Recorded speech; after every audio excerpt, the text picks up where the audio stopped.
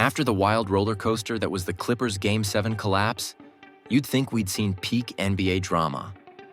But then came the Denver Nuggets and their showdown with the Oklahoma City Thunder, and suddenly, the basketball world was spinning once again.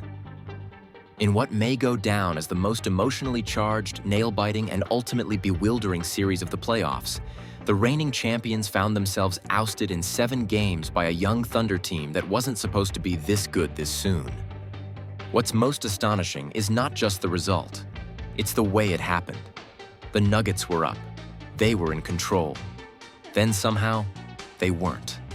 The defending champions coughed up fourth-quarter leads in pivotal moments, watched their stars shrink under pressure, and stumbled into blowouts that didn't reflect the gritty, edge-of-your-seat tone that defined most of the series.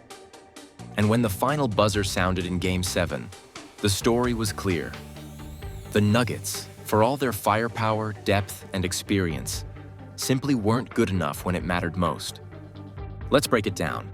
The Nuggets and Thunder battled in a series that featured brilliance on both sides, with highlight reel moments like Aaron Gordon's Game 1 dagger and Nikola Jokic's signature Sombor shuffle in Game 5.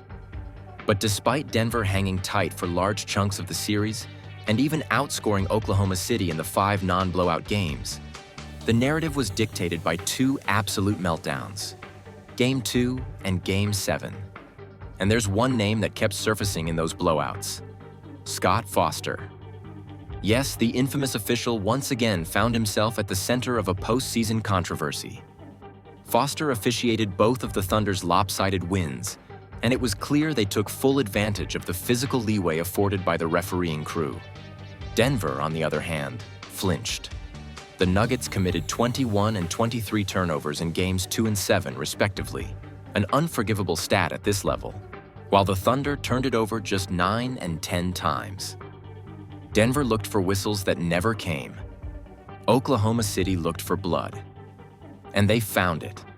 This is where things get uncomfortable for Denver fans. Jamal Murray and Michael Porter Jr., 2 pillars of the Nuggets' championship run, crumbled under the slightest pressure. It was eerily reminiscent of last year's series against the Timberwolves, where physical defense sent them spiraling. Meanwhile, Shai Gilgeous-Alexander, despite being outplayed statistically by Jokic, led a team that simply looked more composed, more complete, and more willing to embrace the chaos of playoff basketball. Statistically, the Nuggets held their own. In fact, Denver starters outscored the Thunder's starting 5 by 50 points in Games 1, 3, 4, 5, and 6-6. But anytime the bench came in, the wheels fell off. Non-Jokic Nuggets shot 6 for 31 from the field and 1 for 19 from beyond the arc in the fourth quarters of Games 4 and 5, blown leads that ultimately cost them the series. It wasn't for lack of effort from the big man. Jokic was magnificent, racking up 88 potential assists through the first 6 games, only to see his teammates convert just 38.6% of them. His brilliance was constant. His support? Anything but. Let's talk about the bench, or lack thereof. While Oklahoma City had 9 playable guys, the Nuggets trusted just 3. And that difference in depth was the final dagger. Thunder role players stepped up when it mattered. Alex Caruso might have been the second-best player in the series behind Shai. Cason Wallace and Aaron Wiggins buried key threes, and even Jalen Williams swung stretches of Game 5. On the other hand, Denver was so starved for production that Julian Strawther's 15-point Game 6 cameo earned its own folklore status. The bench wasn't a luxury for the Thunder, it was a weapon. For the Nuggets, it was a liability. Players like Peyton Watson and Reggie Jackson offered little to nothing. Michael Porter Jr. disappeared, perhaps hampered by injury, but his ongoing playoff inconsistency raises serious concerns about his long-term role. Christian Braun showed flashes, especially defensively, but his streaky shooting clogged up Denver's half-court offense. The only steady hands were Jokic, a hampered Aaron Gordon, and Jamal Murray, until Game 7, when even he vanished. Denver didn't just lose this series on the court, they lost it over the past 2 off-seasons. The front office made a series of head-scratching decisions that slowly but surely closed their championship window. Let's start with free agency. Denver let Kentavious Caldwell-Pope walk rather than paying to stay over the second apron. While he had a down year in Orlando, his perimeter defense and spacing could have been pivotal in this matchup.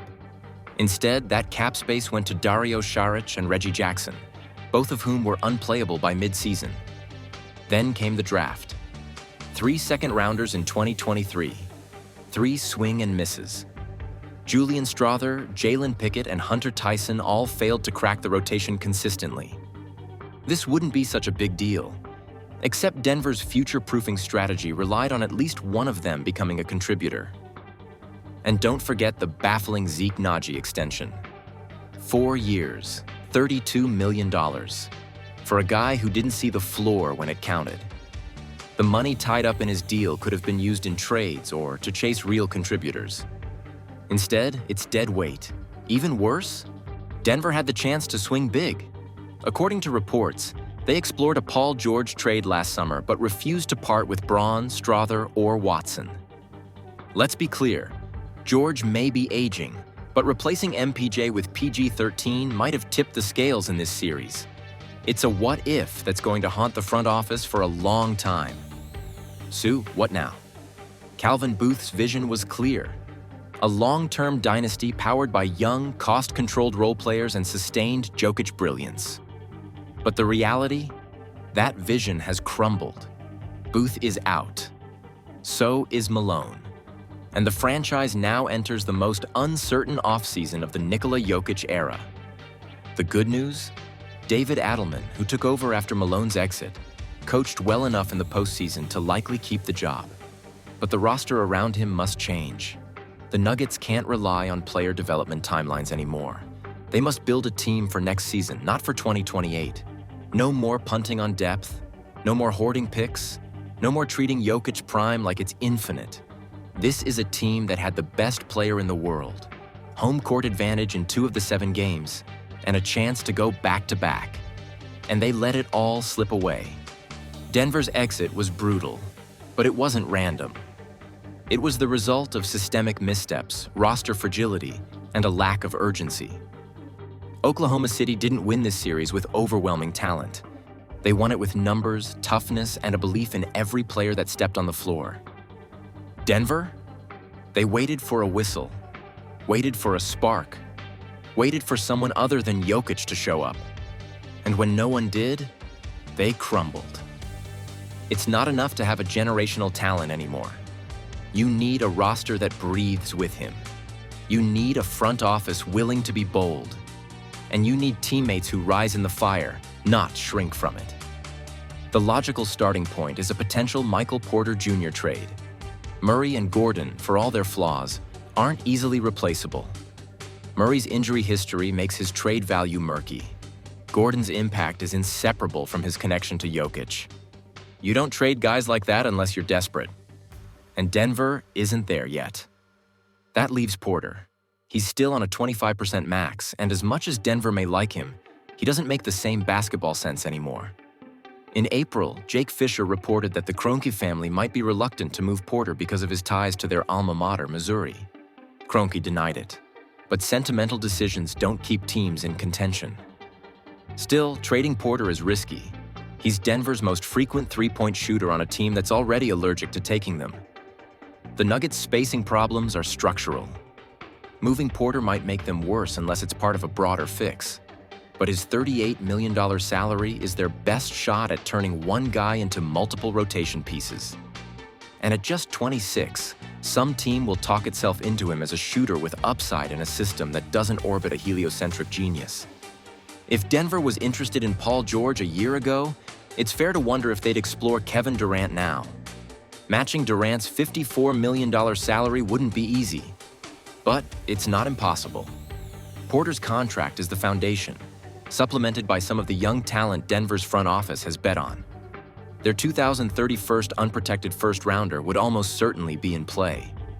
The second apron hard cap would become a real problem, but if Durant wants Denver and if other bidders fall away, the Nuggets could put together a credible offer. The worst thing Denver could do now is play scared. Jokic is still here. This is not the time to worry about what comes after him. This franchise has existed for nearly 50 years. Only two players have ever made first-team All-NBA, Jokic and David Thompson. They might not see another Jokic-level talent for decades. Does it matter if things get ugly when he's gone? That thinking is what's gotten them stuck. They won a title because Tim Connelly took big swings. Since then, they've chipped away at that foundation trying to be prudent. 2 years of soft moves have bled them out early in the playoffs. They've been too. Let us know what you think. Is it time for Denver to retool, go all in next season? Or are we witnessing the slow decline of a team that had a moment and let it pass? And if you're a Nuggets fan still recovering, don't worry. There's always next year. Unless, of course, there isn't.